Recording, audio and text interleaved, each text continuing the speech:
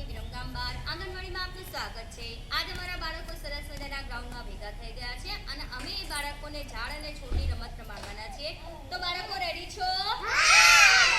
તો આ રમતની અંદર તમારે ઝાડ અને છોડ બનવાનું છે। તો તમને હું કહું કે ઝાડ તો ઊભા થઈ અને ઝાડવા ડોલાવાના છે અને છોડ ઝાડ કરતા કેવો હોય? નાનો।